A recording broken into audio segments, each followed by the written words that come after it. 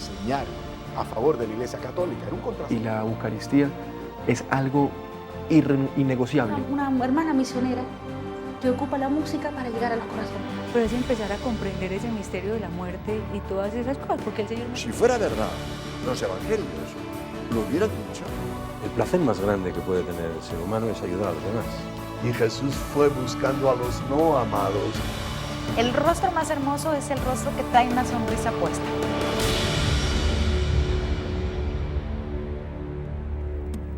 Bueno, continuamos esta entrevista con el padre Guillermo II Jiménez, quien proviene de la Arquidiócesis de Cali.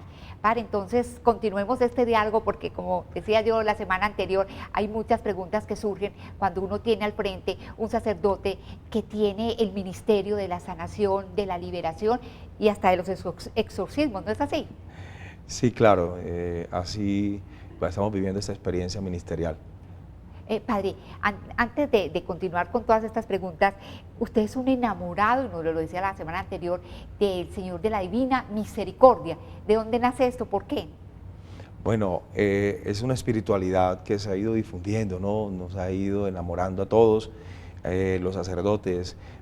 Cuando tenemos ese contacto, Juan Pablo II fue el Papa que nos empezó a enamorar de esta espiritualidad y de hecho fue él quien también la hizo difundir. Y cuando canoniza a Sor Faustina Kowalska, cuando ya él la eleva a los altares, entonces nace como esa inquietud también y se empieza a conocer más la devoción. Y pues a mí me llega, estando en mi parroquia, y el deseo de celebrar esa Eucaristía en honor al Señor como Él lo estaba pidiendo, como se lo pidió a Sor Faustina, a las 3 de la tarde. Y es allí cuando comencé esa Eucaristía, hacerla como se estaba pidiendo y reclamando al Señor por reparación por los pecados del mundo entero. La comunidad también se sintió sensible y empiezan a despertarse entonces ahí muchas gracias, muchas bendiciones para la gente, comienzan a resurgir los dones, los carismas y vemos que entonces el Señor obra de una manera maravillosa y vamos entendiendo y comprendiendo entonces el significado de la misericordia, que es el amor de Dios por excelencia, la infinitud del amor de Dios, esa gracia tan desbordante que nos perdona, que nos acoge, que nos abraza y que nos invita a acercarnos de una manera más viva y más eficaz a ese Padre que tanto nos ama, al Padre eterno de la gloria. Entonces ahí es donde empezamos a difundir esa devoción y a ver los resultados y las glorias de Dios. Le preguntaba esto porque la semana anterior habíamos terminado la entrevista hablando sobre esos pecados que enferman gravemente el alma, ¿cierto? Correcto. Y yo pensaba que algo que leí, que de las cosas que más hiere al Señor es que no confiemos en su misericordia, que es el atributo máximo de Dios, que es como decir la joya de la corona de Dios, su Amén. Misericordia, ¿no es así? Amén, sí, es verdad. Él nos invita constantemente a esa confianza, a que tengamos confianza, dice a través del diario, precisamente nos dice que no tenga miedo venir a mí el pecador, porque es el pecador el que más derecho tiene a mi misericordia y que Él tiene un mar, un río de gracia y de misericordia, que vengamos a Él y bebamos de esa fuente con el recipiente de la confianza. Esa es como la máxima del Señor de la Misericordia y nos invita a descubrir que Dios nos perdona, nos ama y que no es un Dios que nos está juzgando, ni es un Dios que quiere castigarnos porque Él se va a complacer en el castigo, sino todo lo contrario, que quiere mostrarnos el amor, que nos corrige y que es un Dios que nos quiere que nosotros caminemos por el sendero de la salvación y por eso pues nos corrige, pero es que es un Dios que nos perdona y nos ama. Y si venimos a Él con ese corazón sincero, contrito, humillado, Él nos va a acoger. Usted ha unido ese amor a la Divina Misericordia precisamente con el ministerio que usted tiene de sanación, de liberación. Aquí concretamente usted tiene oraciones de sanación y sellamiento a través de la Divina Misericordia. Cuéntenos de qué trata el libro, padre. Bueno, muy bien. Este libro surge de una experiencia en la oración a través del Espíritu Santo. Alguna vez nos pusimos a orar. Yo, después de las misas de la misericordia, decidí hacer un grupo de oración, un pequeño grupo, porque eran solo 7 u 8 personas conmigo, en las cuales quería fortalecer el ministerio sacerdotal y pedir mucha mucha unción del Espíritu Santo. Lo hacíamos para pedir por los sacerdotes, para pedir por mi ministerio, para apoyarnos. En ese momento, allí, estando en oración, es cuando surge el don en lenguas, de una manera pues mucho más fuerte, más viva. Yo lo había recibido a la edad de 18 años, cuando estaba con mi grupo juvenil, pero lo había guardado y siempre tenía como recelo de él. En el seminario nunca lo usé, lo usé para mí, en mis oraciones personales. Investigué sobre ese don y los especialistas como Darío Betancourt, el padre Darío Betancourt, Robert de Grandis, Monseñor Alfonso Uribe Jaramillo, hablan sobre él y todos concluyen de que es un don que viene del Espíritu Santo y que las lenguas sirven para edificar en primer lugar a la persona y que luego edifica a la iglesia y que es muy útil, pero que debe haber interpretación. La sorpresa es que cuando estamos orando, allí surge el don en lenguas, pero una de las señoras muy ungidas, con un testimonio de sanación impresionante, resulta interpretándome las lenguas.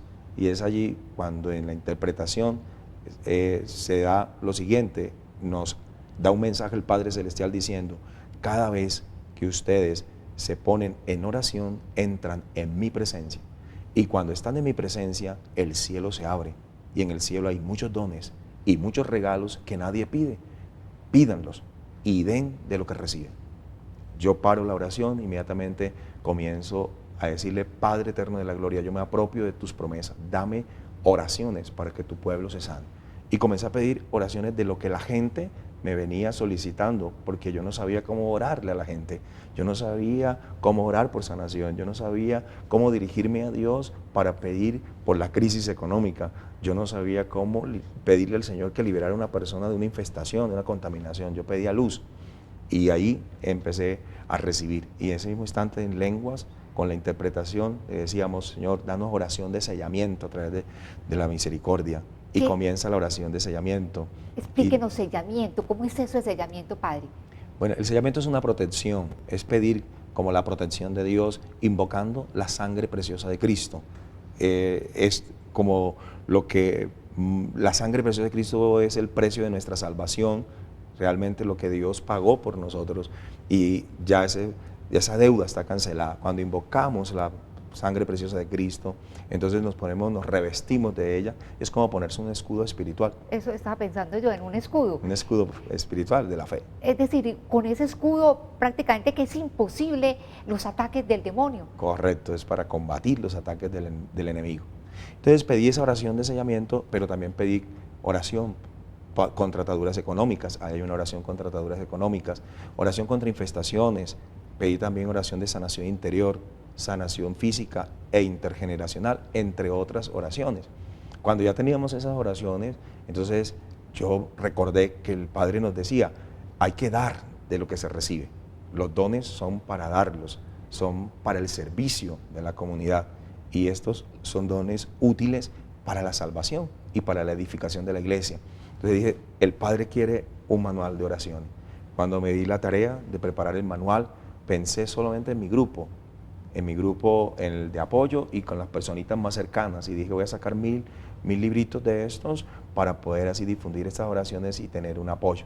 Pero resulta que los 1000 no fueron suficientes y hubo que sacar 3000, y luego ya van 11 ediciones, de los cuales ya hay 33.000 libros que se han difundido por todas partes, y los testimonios son extraordinarios, los resultados, los frutos. Eso le iba a preguntar. Eso es lo satisfactorio, porque el Señor se ha glorificado sin esperarlo, sin pedirlo o sin planearlo. Él tiene sus planes y Él usa todo para ayudarnos en esta contienda. Uno oye hablar mucho de liberación y piensa que es como para algunas personas que tienen espíritus o cosas así, pero pienso que todos nosotros necesitamos liberación, ¿o me equivoco? Todos necesitamos esa oración. No hay una persona que no necesite, que realmente no se haya sentido oprimida de alguna manera, afectada por el mal. El mal es una realidad, el mal está constantemente a nuestro alrededor, el mal está ahí siempre tratando de hacernos caer, las tentaciones mismas ya es el mal. Entonces todos necesitamos una oración, no hay una persona que no necesite una oración de sanación o de liberación, que es una mediación, una intercesión de otro. Constantemente estamos pidiendo que intercedan por nosotros, ¿no? Vemos que la gente nos dice, Padre, ore por mí. O nosotros también pedimos oración, me regala una oración, me da usted, por favor, una decena de su Santo Rosario para fortalecer mi fe, o pida por mi salud, pida por la necesidad que tengo más urgente. Entonces eso es como la mediación. La vida es una constante lucha espiritual, constante. Pero a ver, Padre, ¿cómo estar preparados bien para esa lucha? Para esa lucha. Miriam, hay algo muy importante, y es que San Pablo nos lo dice en su carta a los Efesios, ¿no? Cuando nos habla acerca de esa contienda, de esa batalla y lucha espiritual, porque nos dice, porque la guerra no es contra sangre ni carne humana, sino contra huestes y principados de las profundidades. Prepárense para la batalla, prepárense para la guerra, revístanse de las armaduras del cristiano, de las armaduras de la fe. Pónganse ustedes el cinturón de la verdad, colóquense ustedes la coraza de la justicia, abracen ustedes la espada del Espíritu, pónganse ustedes el escudo de la fe, el yelmo de la salvación y las sandalias del Evangelio. Nos da las armas para nosotros constantemente batallar. Tenemos que saber que esto es una batalla espiritual que tenemos que ganar, y que tenemos que ganarla con Dios, revistiéndonos de esa fe, de la justicia, de la verdad, del amor, de la confianza en Dios y del Espíritu Santo. Padre, y es que uno se da cuenta de que el Señor le da tantas armas para vivir espiritualmente bien y que no las utilizamos: la Eucaristía, el rosario, los sacramentos, la misma coronilla, la Divina Misericordia, tantas cosas que nosotros obviamos, pensamos que sí, que esto realmente como que no lo necesitáramos, y es urgente. Claro, y la Iglesia Católica tiene todas las herramientas. Tenemos ahí todos los elementos para nosotros defendernos y para poder combatir todas estas situaciones adversas a la vida. Pero la ganancia del enemigo es hacernos pensar que Él no existe, hacernos creer que no existe, y muchas personas, como no le dan credibilidad a las cosas de fe, al Señor ni a la oración misma, entonces no usan las armas que Dios nos ha dado, y por eso quizás no logran en sus vidas salir de las situaciones en las que a veces caen las personas. Padre, hace pocos días México fue sometido a un exorcismo. ¿Usted cree que Colombia podría también pasar por algo así o no? Claro que sí, esto es un ejemplo que ya nos han dado, y es posible, claro que sí. Colombia necesita oración y venimos pidiendo oración. Cada país tiene su ángel también, la Virgen así lo ha manifestado, ¿no? Que cada país tiene su ángel guardián, y que cada país tiene también sus situaciones y sus realidades que son de pecado, y son situaciones que a veces de influencias del mal, porque hay mucho desconocimiento de la palabra de Dios, y muchas personas viven en el ocultismo, en la hechicería, en la brujería, en la magia. Hay un sincretismo religioso, y en Colombia sí que lo vemos en esta gran diversidad de credos y de costumbres, y ahora con la nueva era que se ha difundido por todas partes. Además de toda la violencia que tenemos, la maldad, tantos genocidios, homicidios, tanta violencia, tanto derramen de sangre. Claro que estamos nosotros necesitados de una liberación. Qué bueno que podamos tomar ese ejemplo y que podamos unirnos todos los colombianos para hacer oración fuerte por nuestra patria. ¿Y por qué no se ha hecho hasta ahora, Padre? Cuando uno ve, por ejemplo, lo que pasa en Buenaventura, cuando uno ve lo que pasa en el Meta, bueno, aquí mismo en Antioquia, tantas cosas que uno queda escandalizado, que uno dice, ¿cómo está ocurriendo todo esto? ¿Por qué la Iglesia colombiana no ha hecho realmente un exorcismo, algo fuerte como para exorcizar tantos males que tenemos? Bueno, porque nos falta motivación, yo pienso que nos falta también compromiso, y más yo pienso que los feligreses son quienes lo deben solicitar y quienes deben motivarnos a nosotros, los sacerdotes de cada parroquia, para que los obispos también se motiven, para que el cardenal también se motive, y hagamos todos una cadena de oración.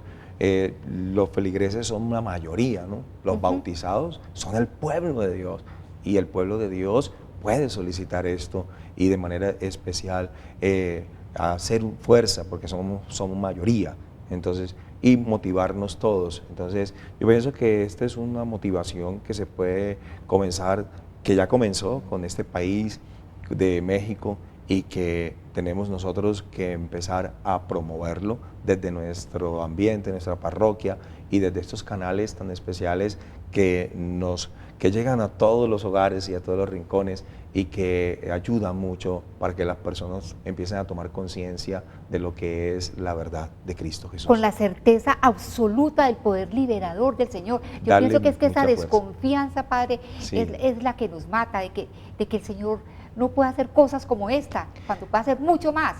Claro, tenemos que darle más credibilidad al Señor, creer más en ese poder sanador, poder liberador, en ese poder transformador de Dios, en el poder de su palabra y darle cabida también a Dios en la vida de cada persona. ¿Sí? Tenemos que meter a Dios en las familias y yo pienso que por ahí tenemos que hacer un trabajo en las familias, en los hogares. Y luego ya las instituciones también, tenemos una situación donde hemos ido cayendo, ¿no? Ya en enfriamiento de la fe, Ajá. digamos así. Las instituciones educativas ya no podemos difundir la fe abiertamente por respeto a los diferentes credos que puedan haber y a la libertad que hay de religión y de expresión religiosa en Colombia. Exactamente, Entonces, la persecución al cristianismo también se está ya dando en está Colombia llegando. de manera un poquitico más sutil. exactamente, pero se está dando y fuertemente. Sí. Padre, ¿cómo un sacerdote como usted, que abrazó un ministerio tan difícil, el de la sanación, liberación, exorcismo, trabajar nada más que, imaginen, en contra del demonio, ¿cómo se mantiene usted? ¿Cómo se prepara usted todos los días para ejercer esto? Bueno, es importantísimo mantenernos en oración. Hay que mantenerse todo el día en oración. Y lo primero es celebrar la Eucaristía con toda la fe. Estar permanentemente en gracia de Dios, confesándonos permanentemente, tratando siempre de vivir en la gracia de Dios y orar con el Santo Rosario, mantenernos siempre en actividades de hacer ayunos, sacrificio, penitencia, tratar siempre de mortificar el cuerpo para que crezca el alma y se vaya ensanchando el espíritu y nos mantengamos siempre con esa fe viva y fuerte. Yo creo que es todo un día, todos los días es una rutina de fe en la que el ministerio se va enriqueciendo, se va alimentando a través de la oración. Y cuando haces oración por otra persona, tú también te estás llenando y también estás creciendo y estás en el día consagrándote al Señor. Es de consagración todo el tiempo. Padre, usted que ha recorrido tantos lugares como conferencista, hablando de sanación, hablando de liberación, presentando sus libros y demás, ¿cómo le habla a la gente de Dios a partir de esa experiencia que usted tiene de un Dios misericordioso? Bueno, sí, precisamente te decía que empezamos hablándoles del testimonio de vida.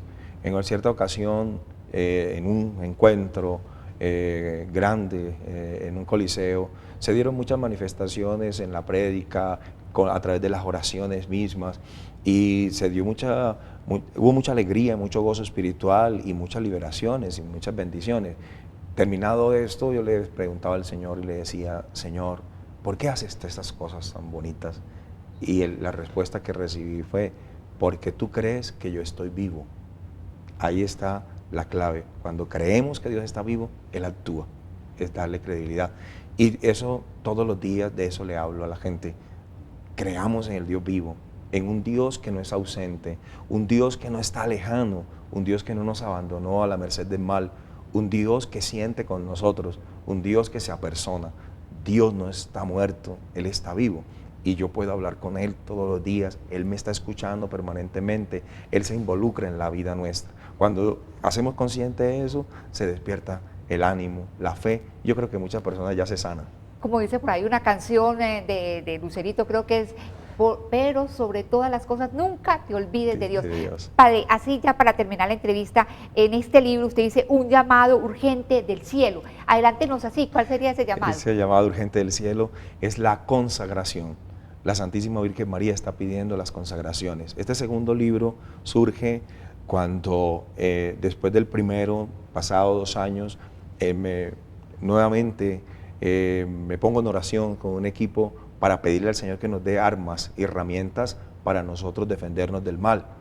Y nuevamente surgen las oraciones y ahora surgen oraciones de consagraciones.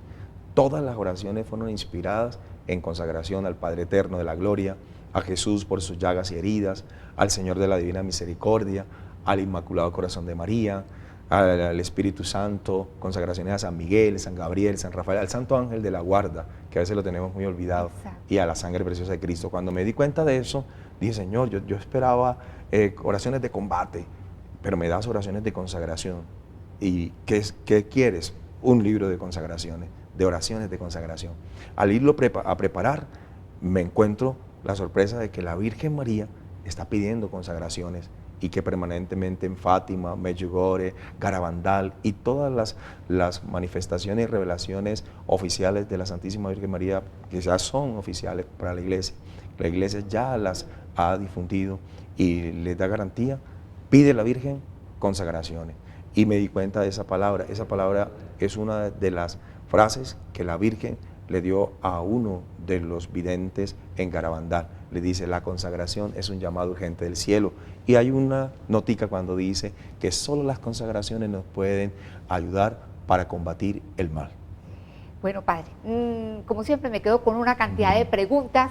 Le dejo la invitación para que cuando vuelva a nuestra ciudad, ojalá pueda aceptar la invitación de volver a este programa, porque hay muchas cosas, aquí uno tiene que salpicar aquí, picar aquí, picar allá, pero bueno, de todas maneras, yo pienso que nos quedamos cuestionados con muchas cosas y le agradezco mucho que haya estado en el programa. Bueno, muchas gracias a ustedes por invitarme, muchas gracias por escucharnos, muchas gracias por esta oportunidad que nos dan de compartir esta experiencia de fe. Dios los bendiga. Que estén muy bien.